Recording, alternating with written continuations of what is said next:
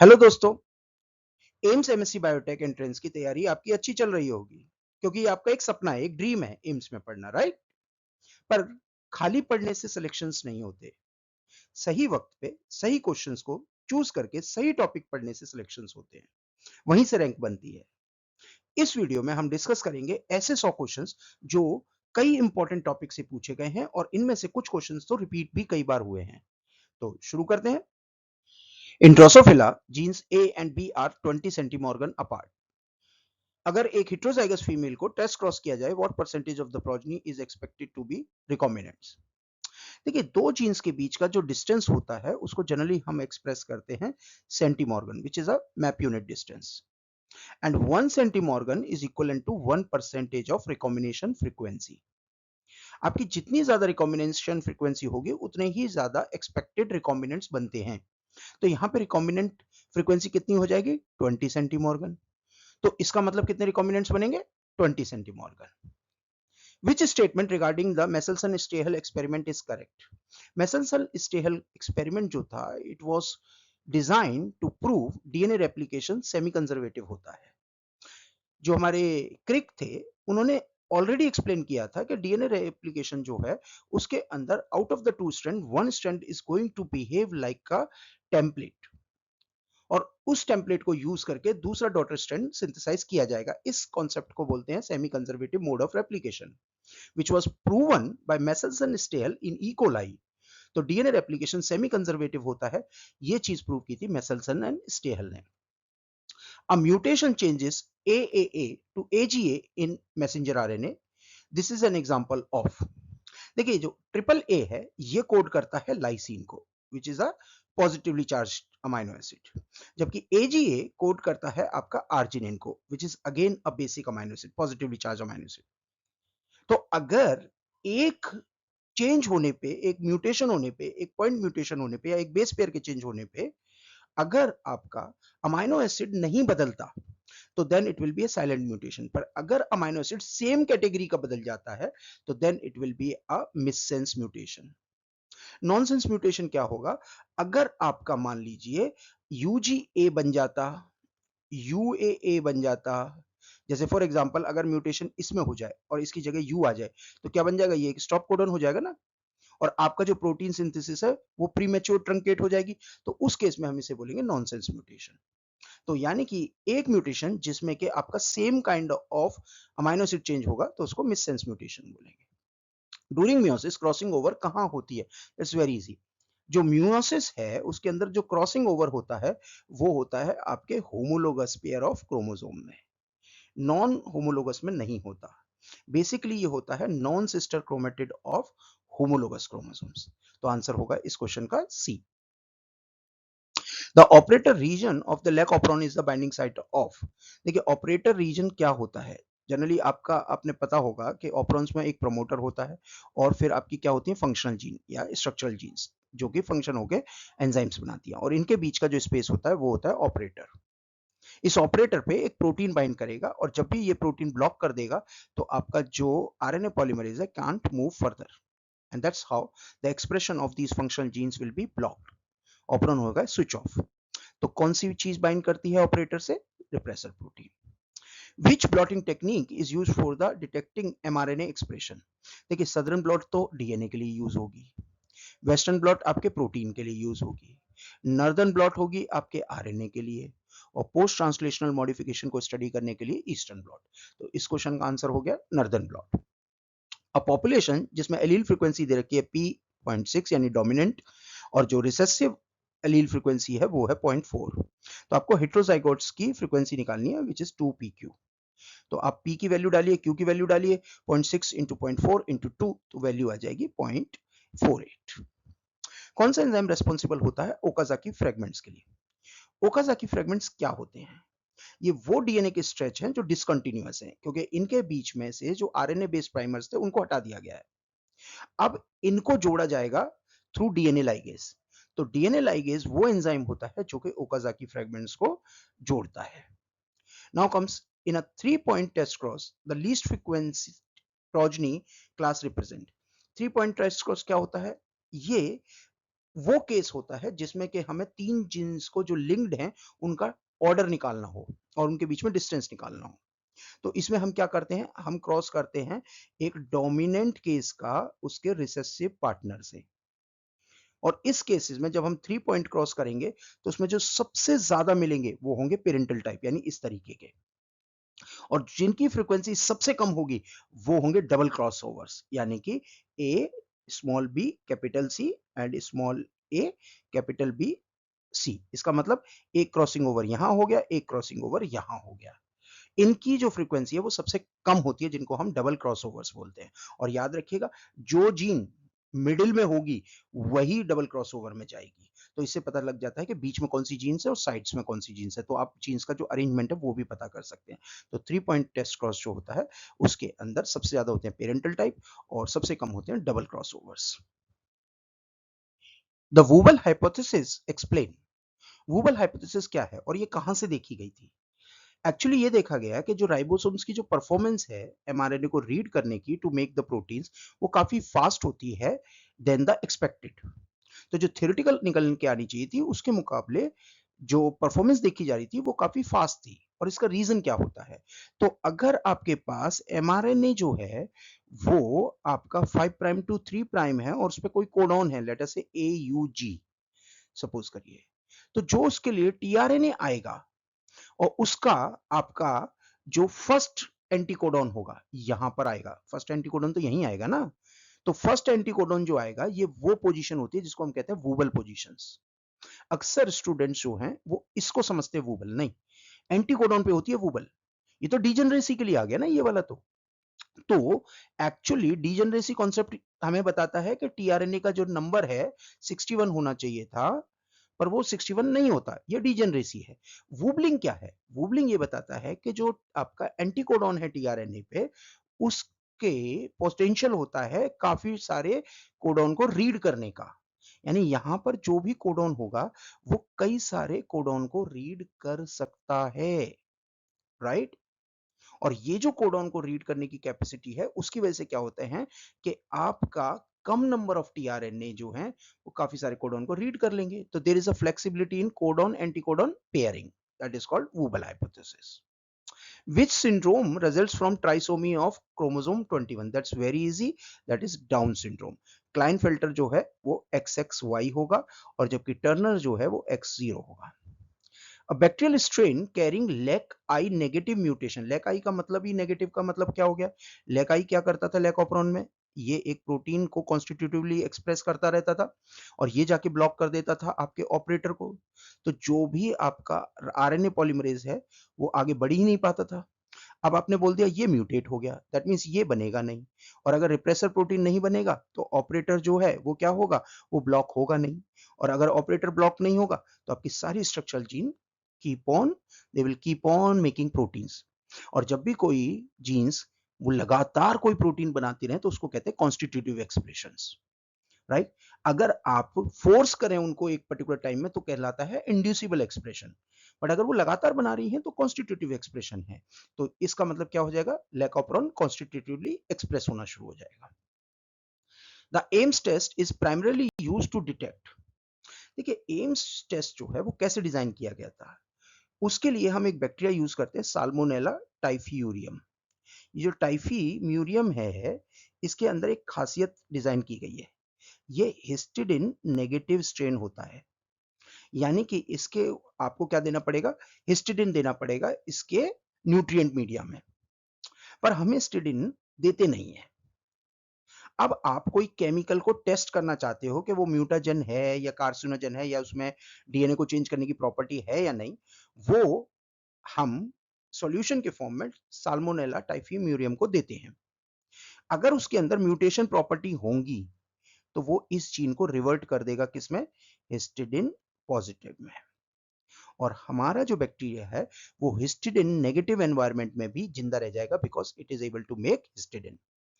तो यानी कि अगर कोई केमिकल की वजह से बैक्टीरिया कल्चर में आ जाता है, बैक्टीरिया ग्रो हो जाता है, यानी कि वो कार्सिनोजेनिक या म्यूटाजेनिक है, that is called Ames test.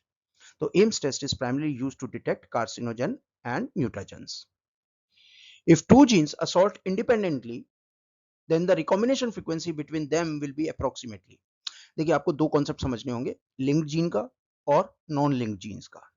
अगर कोई भी दो जीन्स नॉन लिंक्ड हैं तो उनके अंदर जो रिकॉम्बिनेशन फ्रीक्वेंसी वो मैक्सिमम जो हो सकती है वो 50% हो सकती है, और जनरली जो लिंक्ड जीन होती हैं उनके अंदर जो रिकॉम्बिनेशन फ्रीक्वेंसी है वो लेस देन 50% होती है। तो अगर आपकी रिकॉम्बिनेशन फ्रीक्वेंसी 50% तक पहुंच रही है तो जीन्स जो हैं वो नॉन लिंक्ड होंगी, और अगर आपकी फ्रीक्वेंसी 50% से कम होती जा रही हैं तो इसका मतलब जीन्स कैसी हैं, लिंक्ड हैं। जितना 50% से कम उतना ही जीन्स ज्यादा लिंक्ड है, उनके बीच में डिस्टेंस उतना ही कम है। तो अगर आपका 50% रिकॉम्बिनेशन फ्रीक्वेंसी आ रही है तो मान के चलिए दोनों जीन्स ऑलमोस्ट दूर हैं, बहुत दूर है, ठीक है, और जितना कम आ रही है ये वैल्यू उतना ही जीन्स पास पास है। तो इस क्वेश्चन का आंसर क्या हो गया, 50%। The enzyme Cas9 used in the CRISPR technology functions as, देखिए जो CRISPR Cas9 टेक्नोलॉजी है ये जीन एडिटिंग का सबसे इंपॉर्टेंट एंड रीसेंट टूल है, और इसके अंदर जो एंजाइम यूज होता है वो एक तरह का रेस्ट्रिक्शन एंजाइम है। थोड़ा फर्क है, थोड़ा सिमिलरिटी है। जो Cas9 है वो एक प्रोग्रामेबल आपका रेस्ट्रिक्शन एंडोन्यूक्लियस है, या एंडोन्यूक्लियस हम कह सकते हैं। इसमें अगर आप ध्यान से देखें तो रेस्ट्रिक्शन एंजाइम क्या यूज करते हैं, रेस्ट्रिक्शन एंजाइम को एक सीक्वेंस चाहिए होता है जिसे हम पैलिंड्रोमिक सीक्वेंस कहते हैं, जो कि कट करने के लिए जरूरी होता है, ब्रेक लगाने के लिए डबल स्टैंडर्ड में। जबकि Cas9 को एक गाइड आरएनए की जरूरत पड़ती है which tells where to cut. तो ये फर्क है एक Cas9 का दूसरे रेस्ट्रिक्शन एंडोन्यूक्लियस से।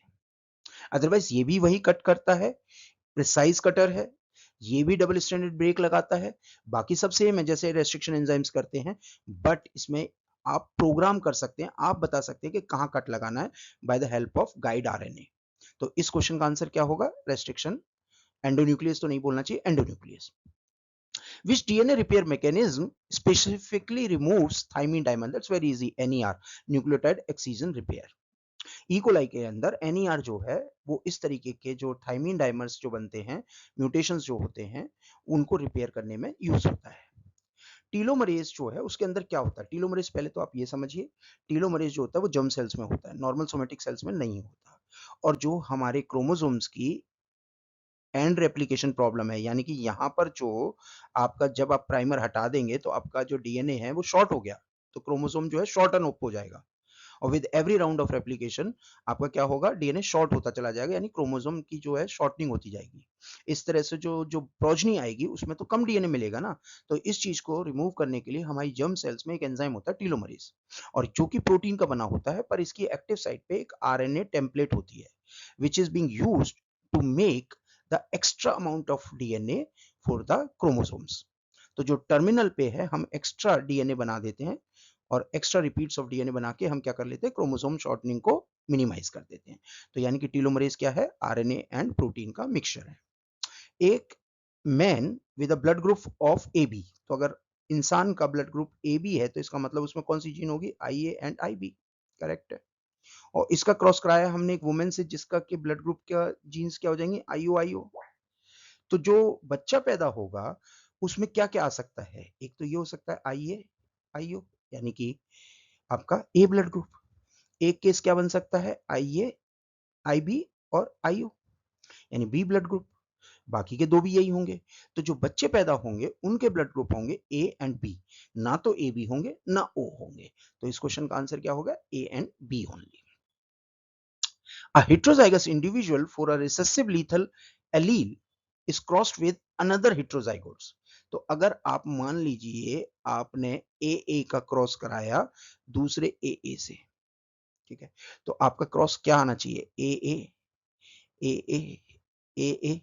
एंड स्मॉल ए, यानी 1:2:1। अब वो कह रहा है कि अगर जो जीन लीथल है वो कौन सी है, रिसेसिव है, तो रिसेसिव कंडीशन जहां भी होगा वहां बच्चा मर जाएगा।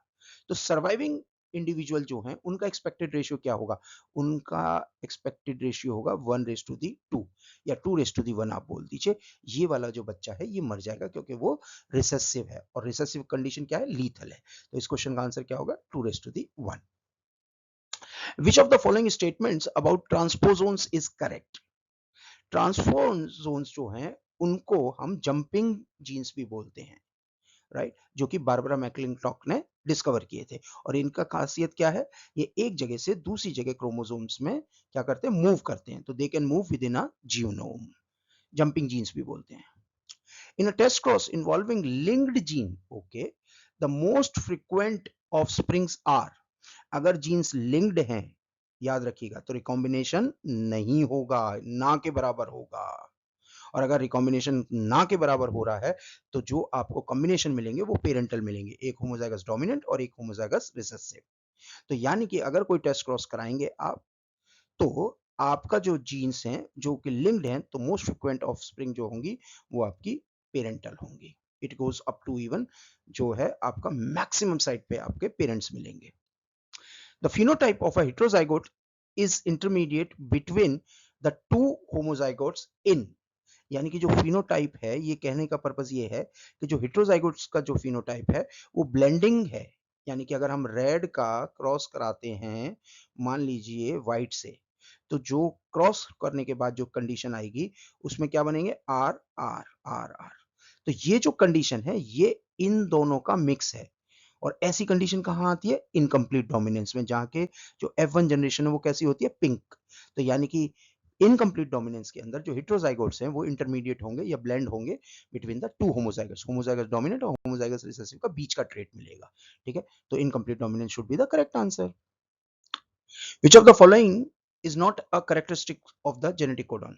क्या जेनेटिक कोडॉन डिजनरेट होते हैं, हाँ जी होते हैं। एक अमाइनो एसिड के लिए कई सारे कोडॉन हो सकते हैं, यानी कि there are so many codons which code for the same amino acid, that is degeneracy. क्या जेनेटिक कोडॉन यूनिवर्सल होते हैं, पूरा तरह से तो नहीं, बट हाँ नियरली यूनिवर्सल होते हैं। इसके तीन एक्सेप्शंस हैं, आप माइकोप्लाज्मा ले लीजिए, आप ईस्ट ले लीजिए और माइटोकॉन्ड्रियल डीएनए ले लीजिए, वहां पे जेनेटिक कोडॉन के कुछ एक्सेप्शंस हैं। Barring that most of the places ये यूनिवर्सल है। ओवरलैपिंग होते हैं, बिल्कुल नहीं। जेनेटिक कोडॉन जो है यूनिक सीक्वेंस में चलते हैं, मान लीजिए AGA है और उसके बाद आपका AAA है, तो आप ये मान के चलिए कि ये एक सेपरेट अमाइनो एसिड बनाएगा, ये एक सेपरेट अमाइनो एसिड बनाएगा। ऐसा कभी नहीं होगा कि ये जो AGA है और फिर अगला अमाइनो एसिड AAA इससे आ जाए और फिर अगला अमाइनो एसिड ऐसे आ जाए, कभी नहीं। तीन का एक सीक्वेंस, तीन न्यूक्लियोटाइड का एक सीक्वेंस ही जेनेटिक कोडॉन है और उसके बाद अगले तीन बनाएंगे क्या, जेनेटिक कोडॉन। ऐसा कभी नहीं होगा कि इन 6 कोडॉन से आपके मल्टीपल अमाइनो एसिड्स बना लें, नहीं, दो ही बनेंगे। अनएम्बिगुअस होते हैं, बिल्कुल। जेनेटिक कोडॉन जो आपने टेबल में लिख दिया है वही है सभी ऑर्गेनिज्म में। ऐसा नहीं है कि डिफरेंट ऑर्गेनिज्म के लिए डिफरेंट डिफरेंट जेनेटिक कोडॉन की टेबल बनेगी, वही सेम टेबल चलेगी आपके हर ऑर्गेनिज्म में, तो अनएम्बिग्यूटी है। अ नॉनसेंस म्यूटेशन रिजल्ट्स इन, देखिए तीन तरीके के म्यूटेशन अभी हमने डिस्कस किए थे, फिर से पढ़ लेते हैं। क्या, अगर किसी जगह पे म्यूटेशन करने के बाद अमाइनो एसिड सेम है, silent mutation. Amino acid different हो गया, ठीक है, पहला अलग था दूसरा बन गया, और अगर वो सेम क्लास का है तो इस तरीके के म्यूटेशंस को हम क्या बोलते हैं, मिससेंस म्यूटेशन। पर अगर आपका मान लीजिए कोडॉन था AAA और उसमें एक म्यूटेशन होने की वजह से आपका कोडॉन बन गया UAA, जो तो स्टॉप कोडॉन हो गया ना। तो स्टॉप कोडॉन अगर आ जाए समहाउ एक म्यूटेशन होने से, तो आपकी जो पेप्टाइड सिंथेसिस होनी थी वो प्रीमेच्योरली टर्मिनेट हो जाएगी, अबॉर्ट हो जाएगी। तो नॉनसेंस जो म्यूटेशंस होते हैं उनमें ऐसा ही होता है, जहां पर के because a single mutation cause the formation of stop codon और उसकी वजह से premature termination हो जाता है ट्रांसलेशन का। The enzyme responsible for removing RNA primer during DNA replication, bacteria के अंदर ये काम करता है DNA pol 1, जबकि अगर यूकेरियोट्स की पूछा जाएगा आपको तो याद रखिएगा दो एंजाइम, फ्लैप एंडोन्यूक्लियस और RNase H, जो कि हमारे RNA बेस्ड प्राइमर्स को हटाते हैं। RNA बेस्ड प्राइमर लगाता कौन है, बैक्टीरिया के अंदर लगाता है प्राइमेस, जो कि एक तरह का आरएनए पॉलीमरेज है, और यूकेरियोट्स में लगाता है डीएनए पॉल अल्फा, जो कि एक तरीके का डीएनए पॉलीमरेज है, ये आपको याद रखना है, ठीक है। Which phase of the meiosis is most suitable for observing chiasmata? Okay, chiasmata क्या होता है, जब आपको क्लैरिटी ऐसी तरीके के दिखाई दे, क्रॉसिंग दिखाई दे, ठीक है, क्रोमोसोम्स में आपको, अगर आपको ये क्रॉसिंग दिखा रही दे रही है तो उसको काइजमेटा बोलेंगे, एक्स शेप का। लेप्टोटीन में जनरली डीएनए यानी क्रोमेटिन जो है वो कंडेंस होते हैं, जाइगोटीन में होमोलोगस पेयर जो हैं वो पास पास आते हैं, साइनेप्सिस बिगिन होती है। पेचाइटीन में साइनेप्सिस कंप्लीट होती है और आपका साइनेप्टोनेमल कॉम्प्लेक्स पूरी तरह से बन जाता है, यानी ग्लूइंग हो जाती है होमोलोगस क्रोमोसोम्स की। डिप्लोटीन के दौरान ये साइनेप्टोनेमल कॉम्प्लेक्स थोड़ा-सा फेड अवे करना शुरू हो जाता है और क्रोमोसोम जो होमोलोगस क्रोमोसोम्स हैं, वो दूर-दूर जाना शुरू कर देते हैं और जब दूर-दूर जाना शुरू करेंगे, मान लीजिए ये क्रोमोसोम अलग हो रहा है, ये क्रोमोसोम अलग हो रहा है, जो अभी एक-दूसरे के साथ ग्लूड थे, तो इनके बीच में आपको एक्स शेप का स्ट्रक्चर दिखेगा। इसीलिए डिप्लोटीन जो है, वो सबसे सूटेबल स्टेज होती है to see the chiasmata. A woman is a carrier of an X-linked recessive trait. What is the probability that her son will be affected? That's very easy. आपका जो जीन है affected वो क्या है? X linked है। अब अगर उसने पूछा कि सन, तो सन में एक्स क्रोमोसोम कौन देगा? मम्मा। पापा नहीं देंगे, पापा तो वाई देंगे। तो यानी कि अगर आपके पास कैरियर है वुमेन, तो उसका एक एक्स जो है डिजीज्ड है और दूसरा नॉर्मल है। तो यानी कि जो बच्चा पैदा हो सकते हैं, 2 सन पैदा हो सकते हैं, प्रोबेबिलिटी उसके 50% जो सन है उनमें एक्स क्रोमोसोम जा सकता है। तो इसका आंसर क्या होगा? Option B. The frequency of crossing over is directly proportional to. तो जो क्रॉसिंग ओवर की फ्रीक्वेंसी है वो किस पे डिपेंड करेगी? मान लीजिए एक जीन यहाँ है, एक जीन यहाँ है, तो इनके बीच में जितना ज्यादा डिस्टेंस होगा उतने ही क्रॉसिंग ओवर के जो चांसेस हैं बढ़ जाएंगे और रिकॉम्बिनेंट जो है वो ज्यादा बनेंगे। और अगर दो जीन्स बहुत पास पास हैं तो उनके बीच में क्रॉसिंग ओवर होने के चांसेस उनके बीच में, याद रखिएगा, जो है कम हो जाएंगे और रिकॉम्बिनेंट्स कम बनेंगे। और वो दोनों जीन्स के चांसेस हैं कि वो दोनों साथ साथ जाएं। ऐसी जीन्स को हम लिंक्ड जीन्स बोलते हैं, जबकि ये वाली नॉन लिंक्ड जीन्स है। नॉन लिंक्ड जीन्स आपने देखी थी मेंडलिज्म में, और लिंक्ड जीन्स देखी थी आपने मॉर्गेनिज्म में। तो यानी कि जो फ्रीक्वेंसी है क्रॉसिंग ओवर की वो डायरेक्टली प्रोपोर्शनल होती है distance between the genes. Which DNA pol is primarily responsible for chromosomal DNA replication in E. coli? याद रखना E. coli पूछा है, तो जो पॉल 1 होता है वो इस काम के लिए नहीं होता। पॉल 2 जो होता है वो डीएनए रिपेयर में काम में आता है, जबकि डीएनए पॉल 3 जो है वो हाईली प्रोसेसिव एंजाइम है, जिसके अंदर 5 prime to 3 prime pol activity और 3 प्राइम टू 5 प्राइम आपकी प्रूफ रीडिंग एक्टिविटी दोनों होती है। सप्रेसर म्यूटेशन एक्स बाय, जो सप्रेसर म्यूटेशन है उनका क्या काम है? वो जो मान लीजिए एक वाइल्ड टाइप का आपका डीएनए था, ठीक है जी, और ये जो वाइल्ड टाइप में कुछ म्यूटेशंस हो गया, तो इसकी वजह से फिनोटाइप क्या हो जाएगा? चेंज हो जाएगा। तो सप्रेसर म्यूटेशन क्या करते हैं? वो इस फिनोटाइप को चेंज नहीं होने देते, यानी जो वाइल्ड टाइप में फिनोटाइप आना चाहिए था वही ला देंगे वापस से समहाउ। आपके डीएनए को चेंज नहीं करेंगे, डीएनए में तो म्यूटेशन हो गया, पर फिनोटाइप को रिवर्ट कर देते हैं, तो reversing the effects of another mutation. Bar body क्या होती है? Inactivated x chromosome, that's very easy. The probability that two heterozygous parents produce a homozygous dominant, उसकी probability कितनी होगी? देखियो A इससे क्या आएगा? ये तो एक मोनोहाइब्रिड क्रॉस है, capital A capital A, capital A small a, capital A small a, small a small a, out of 4 one is homozygous dominant, that means 1 by 4. In the lac operon glucose exert its effect through, देखो आपको एक चीज समझनी होगी क्या होता है। जो लैक्टोज ऑपरॉन सिस्टम है या लैक ऑपरॉन सिस्टम है, उसमें आपका आरएनए पॉलीमरेज किस पे बैठता है? प्रमोटर पे। अब इसकी जो बाइंडिंग है अपने प्रमोटर से आरएनए पॉलीमरेज की, उसको एनहांस करवाता है एक कॉम्प्लेक्स जिसे हम बोलते हैं कैप सीएमपी कॉम्प्लेक्स। ये जो कैप सीएमपी कॉम्प्लेक्स है, ये जितना ज्यादा बनेगा उतना ही आपका आरएनए पॉलीमरेज से बाइंडिंग अच्छी होगी और आपका लैक ऑपरॉन उतना ही अच्छा काम कर देगा, प्रोवाइडेड ऑपरेटर पे कोई ना बैठा हो। ऑपरेटर पे अगर कोई बैठा है तो फिर ये नहीं बढ़ेगा आगे, पर ऑपरेटर अगर खाली है और साइक्लिक एएमपी सीएपी कॉम्प्लेक्स है, तो आरएनए पॉलीमरेज बहुत अच्छा लैक ऑपरॉन को क्या करेगा? स्विच ऑन करके काम करेगा। ग्लूकोज जो है अगर वो नहीं है तो ये जो आपका कॉम्प्लेक्स है ये बनेगा, और अगर ग्लूकोज है तो ये कॉम्प्लेक्स नहीं बनेगा। तो अगर ग्लूकोज ऑलरेडी है तो ये कॉम्प्लेक्स बनेगा नहीं, और नहीं बनेगा तो लैक ऑपरॉन ऑटोमेटिकली क्या हो जाएगा? स्विच ऑफ हो जाएगा, क्योंकि जो फर्स्ट सबस्ट्रेट होता है बैक्टीरिया प्रेफर करता है वो ग्लूकोज होता है। तो ग्लूकोज जब है ऑलरेडी, तो क्यों बैक्टीरिया एफर्ट लेगा लैक्टोज को यूज करने का और उसको तोड़ने का, उसमें से ग्लूकोज लेने का? ग्लूकोज तो ऑलरेडी है ना, तो ग्लूकोज जो है लैक्टोज से क्यों ड्राइव करेंगे? तो आ गया समझ में? कैप साइक्लिक एमपी कॉम्प्लेक्स जो है वो ग्लूकोज उसके थ्रू एक्टिवेट करता है आरएनए पॉलीमरेज को। द फर्स्ट ट्रांसपोजेबल एलिमेंट, ये तो बारबरा मैक्लिंटॉक ने डिस्कवर किया था, जंपिंग जीन का concept, right. The inheritance of mitochondrial genes वो मैटरनल इनहेरिटेंस कहलाता है या फिर साइटोप्लाज्मिक इनहेरिटेंस भी कहलाता है, अभी हमने डिस्कस किया। A chromosome with centromere at the middle, उसको तो मेटासेंट्रिक कहते हैं ना, तो इसके अंदर जो क्रोमोसोम का जो सेंट्रोमियर है वो बीच में होगा। जो एक्रोसेंट्रिक है उसमें आपका इस तरीके का केस होगा, टीलोसेंट्रिक में आपका इस तरीके का केस होगा, सब मेटासेंट्रिक में आपका इस तरीके का केस होगा, ठीक है। तो मेटासेंट्रिक में हमेशा मिडिल में होता है। जो लेगजेड जीन का प्रोडक्ट है वो बीटा गैलेक्टोसाइडेज है, क्योंकि लेग परमिएज जो है वो उसका नहीं है, ठीक है ना। और आपका जो ट्रांसएसिटाइलेज है वो भी इसका नहीं है, ठीक है ना। तो आपको लेग जेड जो है वो क्या करता है, बीटा गैलेक्टोसाइडेज करता है, ठीक है। जो आपका वाई है वो तो आपका परमिएज करेगा और लेग ए जो है वो ट्रांसएसिटाइलेज करेगा, लेग आई जीन जो है वो रिप्रेसर बनाएगी। Which DNA repair pathway corrects replication error missed by the proofreading? That is mismatch repair. Mismatch repair जो है जब हमारा DNA रेप्लिकेशन हो रहा होता है उसमें कोई एरर है और जो प्रूफ रीडिंग भी मिस कर रही है तो उनको मिसमैच रिपेयर देखता है, ठीक है ना। The frequency of small A यानी कि क्यू स्क्वायर की वैल्यू दे रखी है आपको 0.09, तो क्यू की वैल्यू क्या आ जाएगी आपकी 0.3।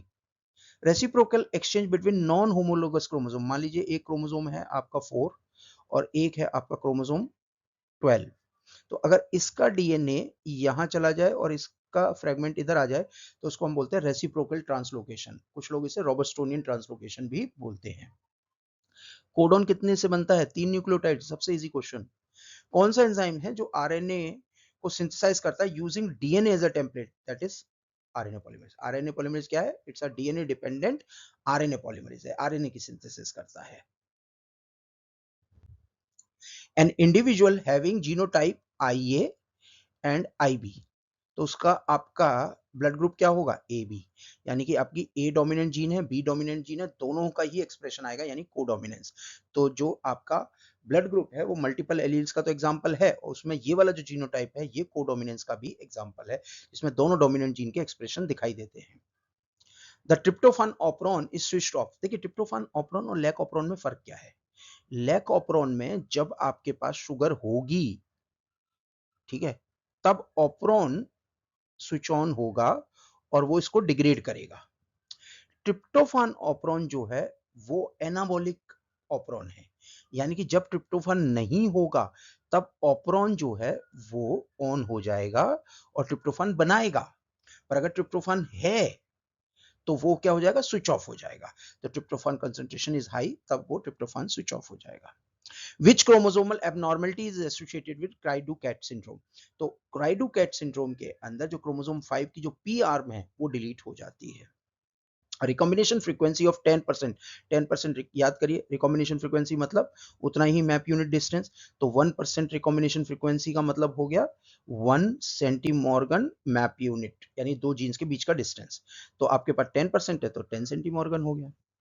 The enzyme reverse transcriptase is a characteristics of retroviruses, जितने भी रिट्रोवायरसेस हैं, इवन अभी रिसेंटली जो कोविड था वो भी, ठीक है, एचआईवी भी, इन सब के अंदर एक एंजाइम होता है रिवर्स ट्रांसक्रिप्टेज, जो कि क्या करता है, इनका जीनोम जो आरएनए का बना होता है उसको यूज करके एक सीडीएनए बनाता है, राइट।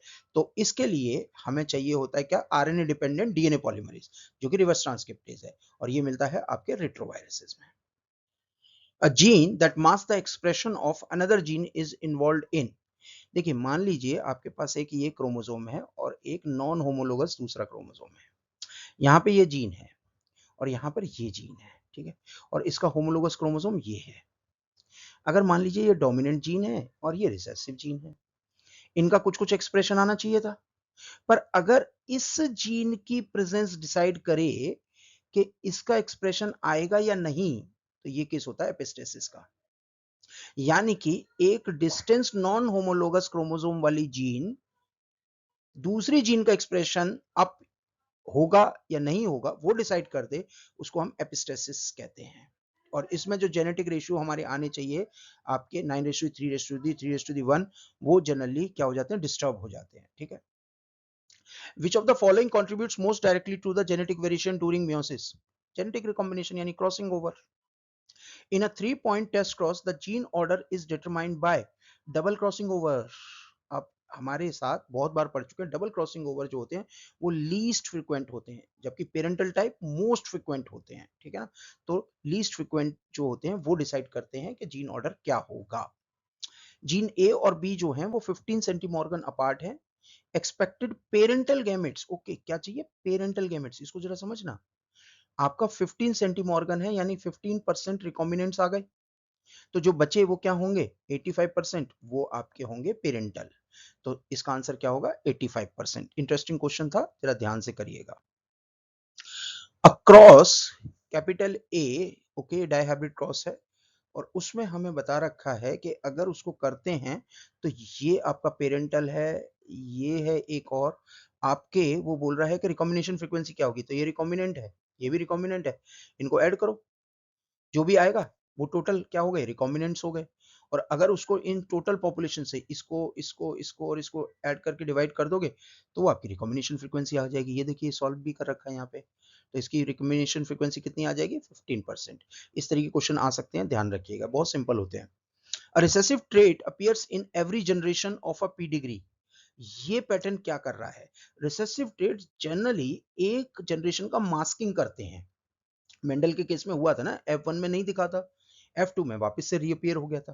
पर अगर मान लीजिए रिसेसिव ट्रेट बार बार रीअपियर हो रहा है तो वो रिप्रेजेंट करता है कॉन्सग्यूनिटी को। कॉन्सग्यूनिटी क्या होता है, blood relation.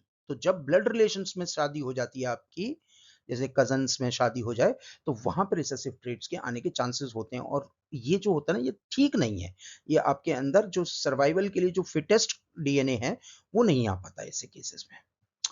Which inheritance pattern shows transmission from affected parent to the old daughter but no son? तो फादर क्या कंट्रीब्यूट कर सकता है, एक्स और वाई। वाई तो वो सन को देता है, डॉटर को क्या देगा, एक्स। तो यानी अगर एक्स डोमिनेंट करेक्टर है और वो बच्ची पे जा रहा है तो वो बच्ची में दिखेगा। तो एक्स लिंक्ड करेक्टर जो होते हैं डोमिनेंट वाले, उसमें पापा जो हैं वो बच्ची को क्या कर सकते हैं, डिजीज कर सकते हैं। Classical epistatic ratio for recessive epistasis, देखिए अभी हमने एपिस्टेसिस पढ़ा, रिसेसिव वाला इफेक्ट हो रहा है, तो रिसेसिव वाला क्या था रेशियो, 9:3:3:1। तो ये वाला जो है ये आपका 4 हो जाएगा, तो 9:3:4 would be the answer. The phenotypic ratio of 12:3:1 is characteristic of dominant epistasis. अब इसमें क्या है, डोमिनेंट वाले आ जाएंगे, तो पेरेंटल डोमिनेंट आएगा, यानी 9:3:3:1। तो ये जो तीनों हैं ये डोमिनेंट वाले हैं, जो पेरेंट से आते हैं, तो ये 12:3:1 हो जाएगा। द फिनोटिपिक रेशियो ऑफ 9:7 ये होता है कॉम्प्लीमेंट्री जीन इंटरेक्शन का। ये आप रेशियो जो है ना हम आपको प्रोवाइड कर देंगे एक सेपरेट वीडियो में, ठीक है। तो वहां पे ये रेशियो जरा याद करके जाइएगा कि कौन सा रेशियो किसको डिनोट करता है। प्रोबेबिलिटी ऑफ ऑब्टेनिंग ये वाला जीनोटाइप फ्रॉम दिस इज, तो प्रोबेबिलिटी कितनी है, इसको आप सॉल्व करिए, 4/16 है, जरा करके देख लें एक बार। तो इसकी प्रोबेबिलिटी फ्रॉम दिस, तो इसके गैमेट्स क्या बनेंगे, कैपिटल ए ये वाला, फिर एक ये बनेगा आपका ये वाला, एक बनेगा आपका ये वाला, और एक बनेगा आपका ये। ऐसे यहाँ पे बनेगा, डायहाइब्रिड क्रॉस है, एंड 9:3:1। अब इसमें आप देखिए कि आपके कितनों के पास ये वाला जीनोटाइप होगा, तो वो निकलेगा आपका 4/16 या 1/4। In a Hardy Weinberg population frequency of recessive phenotype is 16%, यानी कि आपका रिसेसिव फिनोटाइप जो है क्यू स्क्वायर जो है वो आपका 0.16 है। तो आपसे पूछा गया है फ्रीक्वेंसी ऑफ हेटेरोजाइगोट्स यानी 2pq, तो इसका आपको क्यू स्क्वायर से निकालिए, तो क्यू कितना आ जाएगा 0.04, तो p कितना आ जाएगा 0. आपका 1 में से माइनस कर दो ना, तो ये हो जाएगा 96। तो आपका टोटल कितना आ जाएगा 0.04 इंटू 0.96 इंटू 2, इसको मल्टीप्लाई करिए, आपका आंसर आ जाएगा 0.48। Which process increasing homozygosity in a population, अगर आप इनब्रीडिंग कराते जाएंगे जैसे कि मेंडल कर रहा था सेल्फिंग, तो आपका जो होमोजाइगोसिटी है वो इंक्रीज हो जाएगी। तो इसीलिए मेंडल के पास ये इस तरीके के आपके पास कॉम्बिनेशन आ गए थे ना जीनोटाइप, वो क्यों, क्योंकि उसने सेल्फिंग कराता चला गया था। जेनेटिक ड्रिफ्ट जो है उसका इफेक्ट किस में दिखता है? जेनेटिक ड्रिफ्ट को समझिए। जेनेटिक ड्रिफ्ट तब होता है जब कोई एक स्मॉल पॉपुलेशन एक पर्टिकुलर एरिया में रहती हो। मान लीजिए यहाँ पे इंसेक्ट की कोई पॉपुलेशन और हमने क्या करा, हमने यहाँ पे पैर रख दिया तो ये पूरी की पूरी पॉपुलेशन जो है चली जाएगी by chance event.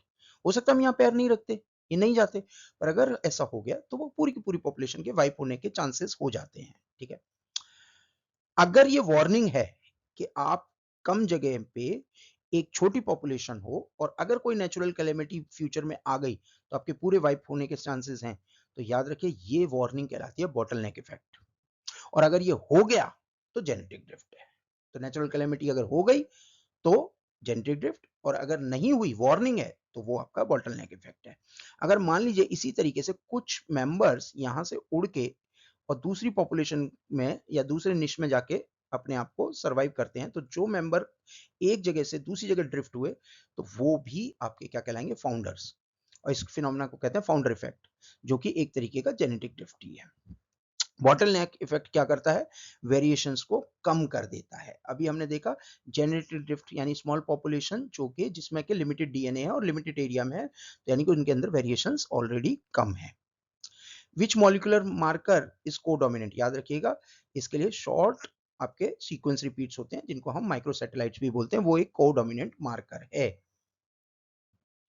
माइक्रोसैटेलाइट्स are also known as, माइक्रोसैटेलाइट्स जो होते हैं वो 1 to 6 बेस पेयर के, जो कि शॉर्ट स्ट्रेच होता है ना, उसके रिपीट्स होते हैं। तो माइक्रोसैटेलाइट्स को हम शॉर्ट सीक्वेंस रिपीट्स भी बोल सकते हैं। एसएनपी होते हैं सिंगल न्यूक्लियोटाइड पॉलीमॉर्फिज्म, वीएनटीआर होते हैं variable number of tandem repeats, RFLP जो होते हैं रेस्ट्रिक्शन फ्रेगमेंट लेंथ पॉलीमॉर्फिज्म। तो जो एसएसआर है यानी शॉर्ट सीक्वेंस रिपीट, वो सबसे एप्ट टर्म होती है माइक्रो सैटेलाइट्स के लिए। RFLP polymorphism results from the variation in, अभी हमने बात करी रेस्ट्रिक्शन फ्रेगमेंट लेंथ पॉलीमॉर्फिज्म, यानी कि ऐसे सीक्वेंस जिनमें रेस्ट्रिक्शन साइट्स का जो सीक्वेंस है वो अलग अलग हो, तो उसको हम बोलते हैं आरएफएलपी, जो कि एक रेस्ट्रिक्शन फ्रेगमेंट बेस्ड टेक्निक है। एसएनपी, एसएनपी का तो फुल फॉर्म ही सिंगल न्यूक्लियोटाइड पॉलीमॉर्फिज्म है। The primary function of telomerase is, ये अभी हमने डिस्कस भी किया है और फिर से डिस्कस करेंगे भी, कि जो टीलोमरेज है उनका इशू क्या है। जो यूकेरियोटिक क्रोमोसोम्स होते हैं वो लीनियर होते हैं, और लीनियर होने की वजह से जब डीएनए रेप्लिकेशन होगा और उसमें से जब प्राइमर हटेगा, तो उस प्राइमर के हटने की वजह से हमारा जो डीएनए है वो शॉर्ट हो जाएगा। और डीएनए शॉर्ट होने का मतलब है आपके क्रोमोसोम्स भी हर राउंड ऑफ रेप्लिकेशन में शॉर्ट होते चले जाएंगे। तो इसकी वजह से जो पेरेंट हैं वो अपनी प्रोजनी को शॉर्ट क्रोमोसोम्स हाइपोथेटिकली इनहेरिट करेंगे, which could be a troublesome. तो जर्म सेल्स में एक एंजाइम मिलता है जिसका नाम है टीलोमरेज। सोमेटिक सेल्स में नहीं मिलेगा, जर्म सेल्स में मिलेगा। और इसका काम है कि ये जो डीएनए जो लॉस हो रहा है, इसको रेंडमली यहाँ पर कुछ रिपीट्स डाल देना दोनों तरफ, जिससे कि क्रोमोसोम शॉर्टनिंग ना हो। ठीक है, तो इसका मतलब इसका काम है टीलोमर extension. Which DNA polymerase possess 5 prime to 3 prime exonuclease activity? That's very easy. DNA pol 1, DNA pol 1 में तीनों एक्टिविटी होती हैं, 5 prime to 3 prime pol activity, 3 prime to 5 prime proof reading या exonuclease activity, and 5 prime to 3 prime exonuclease activity. ये activity जो है body के अंदर तो प्रोबेबल जो आपके रिपेयर साइट्स हैं या प्रोबेबल जो लेजेंस हैं उनको रिमूव करने के लिए होता है, बट आज की डेट में आरडीटी में इसका क्या यूज रह गया है? इसका यूज है निक ट्रांसलेशन नाम की टेक्निक में। तो आप एक बार पढ़िएगा कि निक ट्रांसलेशन में ही डीएनए पॉल 1 आज की डेट में यूज हो सकता है। ठीक है, तो इस क्वेश्चन का आंसर क्या हो गया? DNA Paul 1। The SOS response in bacteria is induced by, तो जब भी किसी बैक्टीरिया में डीएनए डैमेज होगा बाय चांस किसी भी वजह से, तो यहां से डीएनए कट गया, तो डीएनए कैसा हो गया? सिंगल स्ट्रैंडेड हो गया। और ये जो सिंगल स्ट्रैंडेड डीएनए है ये रीड किया जाता है और इसकी वजह से एक प्रोटीन जो है वो एक्टिवेट हो जाता है जिसे हम बोलते हैं रैक ए। ये रैक ए ऑटो क्लीवेज करवाता है लेक्स प्रोटीन की, और लेक्स प्रोटीन जब डिग्रेड होना शुरू हो जाता है तो आपका एसओएस जीन्स जो होती हैं वो एक्टिवेट हो जाती हैं, और एसओएस जीन्स जो है वो डीएनए रिपेयर करवाती हैं। तो एसओएस रिस्पॉन्स जो है बैक्टीरिया में वो डीएनए डैमेज करवाता है। रैक ए प्रोटीन जो है वो क्रूशियल रोल प्ले करेगा रिकॉम्बिनेशन रिपेयर्स में। तो अभी जो हम डीएनए डैमेज की बात कर रहे थे, तो ये रैक ए प्रोटीन वही है जो कि रिकॉम्बिनेशन और डीएनए रिपेयर करवाएगा। ट्रांसवर्शन म्यूटेशंस के अंदर क्या होता है, पहले तो ट्रांजिशन समझिए। ट्रांजिशन में सेम रिंग दूसरी रिंग से रिप्लेस होती है। तो एडेनिन अगर ग्वानिन से रिप्लेस हो जाए यानी प्यूरिन प्यूरिन से रिप्लेस हो गया, या फिर साइटोसिन थायमिन से रिप्लेस हो जाए यानी पिरिमिडिन पिरिमिडिन से रिप्लेस हो गया। ट्रांसवर्जन में रिंग जो है वो आपस में अलग अलग रिप्लेस होती हैं। तो अगर मान लीजिए एडेनिन का रिप्लेसमेंट थायमिन से हो जाए तो वो ट्रांसवर्जन है। यहाँ पर के एक double ring purine single ring pyrimidine से रिप्लेस हो गई। सीपीजी आइलैंड जो होते हैं वो प्रमोटर से अपस्ट्रीम मिले हुए कुछ सीक्वेंस होते हैं, और जिसके अंदर ये क्या है, साइटोसिन है, फॉस्फेट है, ग्वानिन है, इसके रिपीट्स होते हैं। और ये वो हॉट साइट्स होती हैं जिन पे अगर मिथाइलेशन कर दिया जाए तो आप जेनेटिक एक्सप्रेशन को साइलेंस कर सकते हो। तो सीपीजी island is a hot site of DNA methylation. तो DNA methylation in promoter region generally leads to the gene silencing, जिसकी अभी हम बात कर रहे थे। Histone acetylation generally results in, देखिए हिस्टोन्स जो होते हैं उनमें लाइसिन और आर्जिनिन होता है, राइट। और ये कैसे चार्ज होते हैं, पॉजिटिवली चार्ज। अगर हम इन पे COO माइनस ग्रुप लगा देंगे तो इसकी वजह से जो न्यूट्रलिटी है वो आ जाएगी। लाइसिन जो पॉजिटिवली चार्ज जो होल्ड करके बैठे हुए थे डीएनए को, अब वो डीएनए को उतना टाइटली होल्ड नहीं कर पाएंगे और डीएनए हो जाएगा लूज। तो क्रोमोसोम जो है अनफोल्ड हो जाएगा, और जब डीएनए लूज हो गया, क्रोमोसोम अनफोल्ड हुआ, तो क्रोमेटिन बन जाएगा, और chromatin is ready for the transcription. तो हिस्टोन एसिटाइलेशन एक तरह का मेथड होता है जिसमें हम यूक्रोमेटिनाइजेशन करते हैं और जेनेटिक एक्सप्रेशन को इंक्रीज कर देते हैं।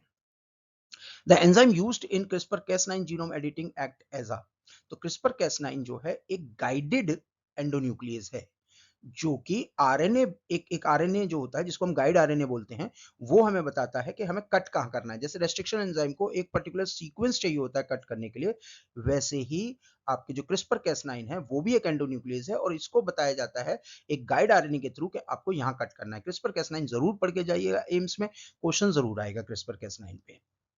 The guide RNA in CRISPR's technology is responsible for target recognition, कि आपको कहाँ कट करना है। क्रोमोसोम इन्वर्जन, इन्वर्जन क्या होता है, मान लीजिए ये आपका क्रोमोसोम था और यहाँ पर जीन का कॉम्बिनेशन था ABC, मान लीजिए ये उल्टा हो जाए, यानी कि अब क्या हो गया, CBA, इसको बोलेंगे इन्वर्जन। अब ये पेरीसेंट्रिक पैरासेंट्रिक होते हैं, उस पर अभी हम नहीं जाते। तो अगर क्रोमोसोमल इन्वर्जन होगा तो उससे क्या चेंज नहीं होगा, जीन ऑर्डर चेंज नहीं हुआ, रिकॉम्बिनेशन फ्रीक्वेंसी नहीं चेंज होगी, चेंज होगी, क्रोमोसोमल स्ट्रक्चर नहीं चेंज होगा, जेनेटिक कंटेंट सेम रहेगा, एबीसी जीन पहले भी थी और अब भी है। तो यानी कि जेनेटिक कंटेंट जो है वो चेंज नहीं होता। Which of the following contribute directly to the evolution according to Hardy-Weinberg model? Hardy-Weinberg model क्या कहता था कि अगर ये 5 से 6 फोर्सेस नहीं हो, कौन कौन सी, डार्विनिज्म वाला नेचुरल सिलेक्शन ना हो, आपका ह्यूगो डिवराइस वाला सॉल्टेशन यानी म्यूटेशन ना हो, आपका जेनेटिक ड्रिफ्ट ना हो, जीन फ्लो ना हो, और जेनेटिक रिकॉम्बिनेशन ना हो। ये अगर आपके फोर्सेस नहीं है तो किसी भी पॉपुलेशन के अंदर इवोल्यूशन नहीं होगा। दो और कंडीशन थी, मेटिंग की और पॉपुलेशन साइज की, उसको भी हम रख देते हैं। ये 5 फोर्सेस अगर एब्सेंट हैं तो इवोल्यूशन नहीं होगा, यानी ये 5 फोर्सेस जो हैं वो इवोल्यूशन करवाती हैं। कौन कौन सी, फिर से एक बार समझिए, natural selections, mutations, gene drift यानी जेनेटिक ड्रिफ्ट, जीन फ्लो और जेनेटिक रिकॉम्बिनेशन। तो यहाँ पे आंसर क्या दे रखा है, mutation. A bacterial culture grown in 15N medium to, यानी कि semi conservative mode of replication का मेसेंजर का एक्सपेरिमेंट दे रखा है। तो अगर आप N15 से N14 पे शिफ्ट हो गए तो फर्स्ट जनरेशन में क्या होगा, दोनों बनेंगे हाइब्रिड, 1514 एंड 1514। और नेक्स्ट जनरेशन में क्या बनेगा, दो तो बनेंगे आपके 1514 और दो बनेंगे आपके 1414, है ना, और एक और बन जाएगा 1514। यानी कि 50% पॉपुलेशन आपकी लाइटर डीएनए की है और 50% हाइब्रिड की है। In a 3 point cross involving gene A B C, the gene order कौन डिटरमाइन करेगा। देखिए 3 पॉइंट क्रॉस होता क्या है, ये क्वेश्चन और भी आएंगे, इसलिए एक बार फिर से समझ लीजिए। 3 पॉइंट क्रॉस में हम 3 जीन्स का ये देखते हैं कि उनका ऑर्डर क्या है और उनके बीच में डिस्टेंस कितना है। तो अगर मान लीजिए ये 3 जीन्स हैं जो लिंक्ड हैं और इनका क्रॉस इसके रिसेसिव पार्टनर से किया जाए, तो नॉर्मली हमने देखा है कि 3 पॉइंट क्रॉस में जो सबसे ज्यादा पॉपुलेशन निकल के आती है वो इन्हीं की निकल के आती है, यानी पेरेंटल टाइप की। और सबसे कम पॉपुलेशन निकल के आती है, वो आती है डबल रेसिप्रोकल की। डबल रेसिप्रोकल मतलब एक रेसिप्रोकल यहाँ पे, एक तो यहाँ पर क्रॉस हो गया, क्रॉसिंग ओवर, और एक क्रॉसिंग ओवर यहाँ हो गई। तो आपकी पॉपुलेशन क्या बनेगी, ए, बी और सी, और ए, बी एंड सी, इनको बोलते हैं हम डबल क्रॉसिंग ओवर। ये इसको आप छोटा सी लिखिएगा, ठीक है। हाँ, तो आपके क्या होगा, डबल क्रॉसिंग ओवर। और जो भी जीन बीच में दिखाई दे रही है वो आपका डबल क्रॉसिंग ओवर में होगी, वही क्रॉस होगी। यानी कि पेरेंटल और डबल क्रॉसिंग ओवर वालों को अगर हम देख लें तो हम पता कर सकते हैं कि जीन्स का ऑर्डर क्या है, क्योंकि जो डबल क्रॉसिंग ओवर में बीच में जीन दिखाई देगी ना, वही आपकी डबल क्रॉसिंग ओवर में दिखाई देगी, ठीक है। तो इसका मतलब 3 पॉइंट्स जो आपके क्रॉसेस हैं उनके अंदर पेरेंटल और डबल क्रॉसिंग ओवर दिखाई देते हैं। A heterozygous female for a X-linked recessive trait that mates with a normal male, okay, तो X लिंक ट्रेट है और उसकी शादी हो गई एक नॉर्मल मेल से, तो जो बच्चे पैदा होंगे वो कैसे होंगे, एक्स डॉट एक्स, एक और बच्चा होगा एक्स एक्स, एक बच्चा होगा एक्स वाई और एक होगा एक्स डॉट वाई। तो जो आपके टोटल बच्चों में से 1/4 चाइल्ड जो है, जो कि बच्चा है, वो अफेक्ट होगा। तो 1/4 तो चाइल्ड होना चाहिए था और इसका आंसर होना चाहिए था बी, हाफ सन होंगे, ठीक है ना। हाफ सन जो हैं वो आपके कैसे होंगे, अफेक्टेड होंगे, ठीक है। और क्योंकि दो ही तो लड़के पैदा हुए ना, दोनों में से एक आपका अफेक्टेड है। अगर आपसे पूछते हैं कि कितने चाइल्ड, अफेक्टेड चाइल्ड वर्ड होता है तो 1/4 होना चाहिए, तो इसका आंसर हमारे हिसाब से 1/2 होगा। विच of the following is a characteristic feature of a mitochondrial inheritance. Mitochondrial inheritance कब देखा जाता है, आप एक बात सुनिए। जो आपका जाइगोट होता है वो किससे बना है, एग से। जो स्पर्म है वो कंट्रीब्यूट करते हैं न्यूक्लियस को, माइटोकॉन्ड्रिया को कंट्रीब्यूट नहीं करते। तो माइटोकॉन्ड्रिया जनरली जाइगोट के अंदर जो है वो मम्मा से आते हैं। तो मम्मा के पास अगर मान लीजिए जाइगोट के अंदर जो कितने माइटोकॉन्ड्रिया आएंगे वो कौन डिसाइड करेगा, कि मम्मा के एग में कितने माइटोकॉन्ड्रिया थे। मान लीजिए सपोज करिए, कैलकुलेशन देखते हैं कि मम्मा के एग के अंदर 1000 माइटोकॉन्ड्रिया थे, ठीक है, और पापा के स्पर्म में कितने थे, 2000। तो इवन दो मेल के अंदर माइटोकॉन्ड्रिया ज्यादा है, पर फाइनली इवेंचुअली जो जाइगोट के अंदर माइटोकॉन्ड्रिया होंगे वो होंगे 1000। और इसको ही कहते हैं mitochondrial inheritance, that means maternal inheritance. The coefficient of coincidence is defined by, तो जो आपका 3 पॉइंट क्रॉसेस है उसमें जब डबल क्रॉसिंग ओवर आप करते हो तो कितने तो आपने ऑब्जर्व्ड किए और कितने आप एक्सपेक्ट कर रहे थे, इसके रेशियो को ही कोइंसिडेंस कहते हैं। और आपका इंटरफेरेंस का फॉर्मूला हो जाता है 1 माइनस कोफिशिएंट ऑफ कोइंसिडेंस। तो ये 3 पॉइंट क्रॉसेस है। 3 पॉइंट क्रॉस जो है एम्स में बहुत पूछा जाता है, तो आप इसको प्लीज ध्यान से रखिएगा, जेनेटिक्स में ये क्वेश्चन के आने की संभावना ज्यादा होती है। A mutation that restores the wild type phenotype without restoring the original DNA sequence, उसको क्या कहेंगे, सप्रेसर म्यूटेशन। यानी सप्रेसर म्यूटेशन के दौरान कुछ ऑल्टरनेट मैकेनिज्म लगाए जाते हैं जिससे फिनोटाइप तो रिस्टोर हो जाता है, पर डीएनए में जो म्यूटेशन हुआ है उसको हम चेंज नहीं करते। अगर आपको येक के लिए एक स्क्रीनिंग मेथड होता है रेड एंड व्हाइट सिलेक्शन, और रेड एंड व्हाइट सिलेक्शन में हम एक कॉन्सेप्ट यूज करते हैं एडी2 नेगेटिव म्यूटेशंस का, और वहां पर एक जीन होती है सुप जीन, ये सप्रेसर जीन, जो कि रीस्टोर करती है फिनोटाइप्स को, बट ओरिजिनल डीएनए में कोई चेंज नहीं आता, तो that is called as suppressor mutations. कौन सा एंजाइम है जो नेगेटिव सुपरकॉइल करता है बैक्टीरियल डीएनए में, जनरली नेगेटिव सुपरकॉइल इंट्रोड्यूस करने का काम करते हैं टोपो2, टोपोआइसोमरेज 2। ये पॉजिटिव सुपरकॉइल्स हटाते हैं और नेगेटिव सुपरकॉइल्स को इंट्रोड्यूस करते हैं। याद रखिएगा, पॉजिटिव सुपरकॉइल जितनी ज्यादा होंगी डीएनए की ओपनिंग उतना ही डिफिकल्ट होगी क्रोमोसोम्स में, और नेगेटिव सुपरकॉइल जितनी ज्यादा होंगी उतना ही डीएनए को आप अनकॉम्पैक्ट कर पाओगे इजीली। तो आपके पास टोपोआइसोमरेज ऐसे होते हैं जो कि जो पॉजिटिव सुपरकॉइलिंग है उनको हटाएंगे और नेगेटिव सुपरकॉइलिंग इंट्रोड्यूस कर देंगे, जिससे कि डीएनए को बाद में खोलना जेनेटिक एक्सप्रेशन के दौरान आसान हो जाए। बैक्टीरियल डीएनए के अंदर या बैक्टीरियल केस के अंदर टोपो2 जो है वो डीएनए गायरेज भी कहलाता है। डीएनए गायरेज हमारे अंदर नहीं होता, ठीक है। तो इस क्वेश्चन का आंसर क्या होगा, option B. Proofreading activity जो होती है डीएनए पॉलीमरेज की वो कौन सी होती है, देखिए आपकी किसी भी पॉलीमरेज के अंदर एक चीज कंफर्म है कि उसके अंदर 5 prime to 3 prime pol activity होगी ही होगी। यानी कि जो डीएनए को टेम्पलेट के तौर पे यूज करके नए न्यूक्लियोटाइड एक्सटेंड कर सकता है 5 प्राइम टू 3 प्राइम डायरेक्शन। कभी कभी कुछ पॉलीमरेज में अगर बाई चांस गलती हो जाए तो they can revert back, remove the wrong nucleotides and then put it back new ones. तो ये जो वापस आने वाली एक्टिविटी है इसको हम बोलते हैं proof reading activity, which is called 3 prime से 5 प्राइम एक्सोन्यूक्लियस। एक्सोन्यूक्लियस इसलिए कह रहे हैं क्योंकि बाहर से अंदर की तरफ आप एक एक न्यूक्लियोटाइड को हटाते जा रहे हो। तो जो प्रूफ रीडिंग एक्टिविटी है डीएनए पॉलीमरेज की, उसको हम बोलते हैं 3 prime to 5 prime exonuclease activity. TATA box को कौन recognise? That's very easy, TATA binding proteins. तो जो टाटा बाइंडिंग प्रोटीन्स हैं यूकैरियोट्स के अंदर स्पेशली, वो हेल्प करते हैं to remove recognise the TATA box. और टाटा बाइंडिंग प्रोटीन्स जहां भी बाइंड करेगा वहीं पे आगे इवेंचुअली कौन आएगा? RNA polymerase, RNA pol 2। ठीक है, तो इस क्वेश्चन का आंसर होगा option C. Interference is calculated as. तो एक काम करते हैं, पहले तो इंटरफेरेंस समझते हैं, इसका मतलब क्या है। जनरली 3 पॉइंट क्रॉसेस में ये यूज होता है।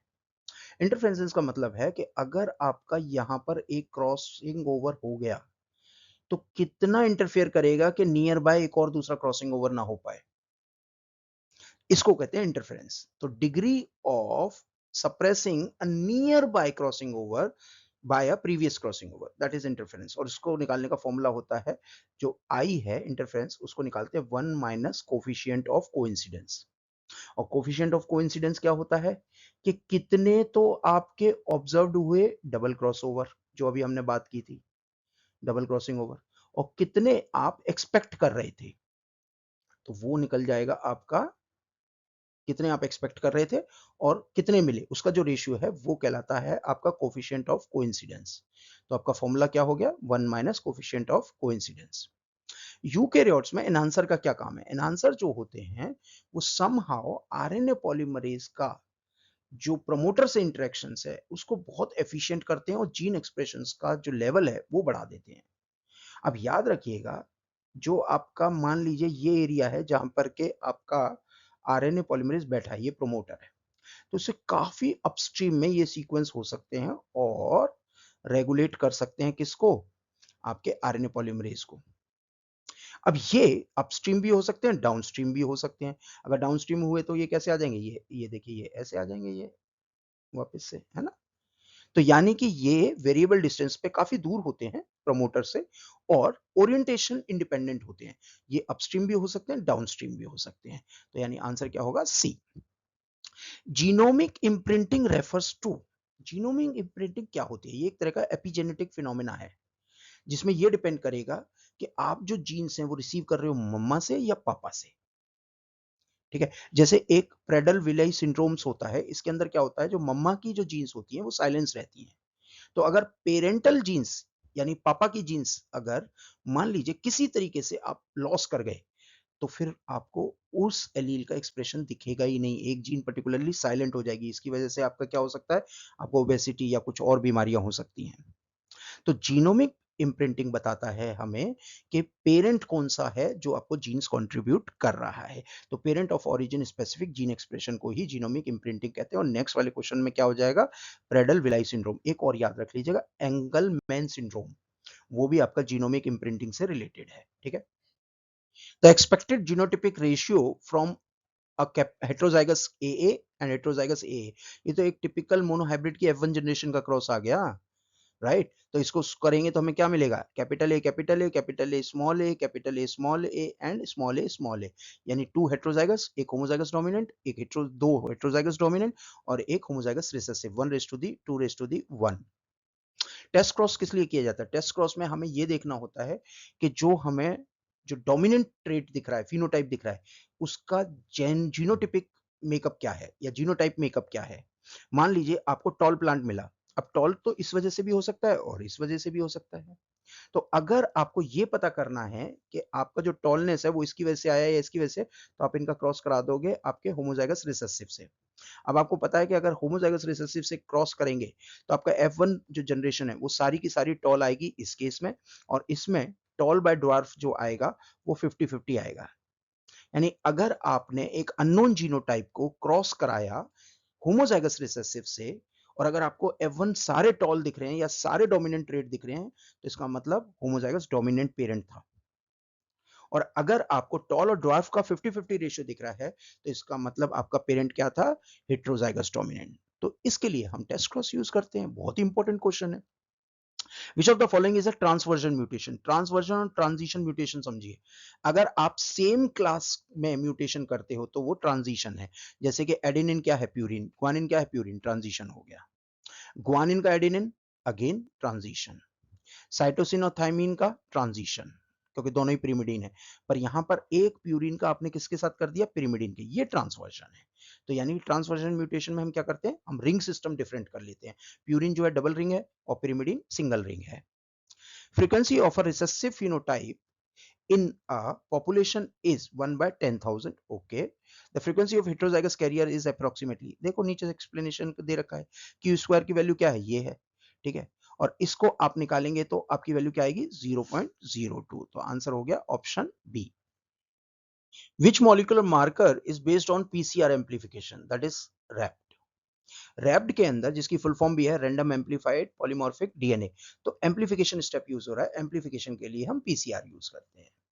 रेस्ट्रिक्शन फ्रेगमेंट लेंथ पॉलीमॉर्फिज्म जो होता है वो रेस्ट्रिक्शन बेस्ड टेक्निक है। ठीक है। और एएफएलपी में भी आप कह सकते हैं पीसीआर भी यूज होगा, रेस्ट्रिक्शन भी यूज होगा। ठीक है।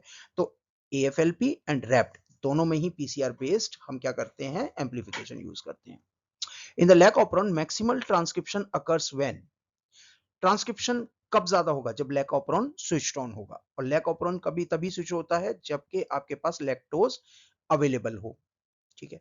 और लैक्टोज जब भी अवेलेबल हो पर ग्लूकोज होना नहीं चाहिए, क्योंकि ग्लूकोज जब जब होगा लैक ऑपरॉन स्विच ऑफ हो जाएगा। तो यानी ग्लूकोज कम हो और लैक्टोज ज्यादा हो, तो तभी आपका लैक ऑपरॉन में स्ट्रक्चरल जीन क्या करेंगे? ट्रांसक्राइब होंगे। तो option D has to be the correct answer. A scientist introduced a double-stranded break at specific genomic site using CRISPR-Cas9. Okay, repair by non-homologous end joining method commonly results in, that's very easy, indel होते हैं उसके अंदर, छोटे छोटे insertion हो जाएंगे, कभी कभी कहीं कहीं पे डिलीशंस हो जाएंगे। तो इंडेल जो है वो NHEJ का खासियत है। तो इस क्वेश्चन का आंसर भी क्या होगा? Option C. इसी के साथ हम इस वीडियो को भी वाइंड अप करते हैं। ये जो 100 क्वेश्चन है इससे आपके डेफिनेटली 10 से 12 क्वेश्चंस बन जाएंगे और हो सकता है ज्यादा भी बने। आपने वीडियो मांगा था, हमने वीडियो दिया। अब एक चीज हम भी एक्सपेक्ट कर सकते हैं कि आप इस चैनल को सब्सक्राइब करेंगे, इस वीडियो को लाइक करेंगे, शेयर करेंगे विद योर फ्रेंड्स। ठीक है। और इस चैनल के बारे में spread the word. Thank you.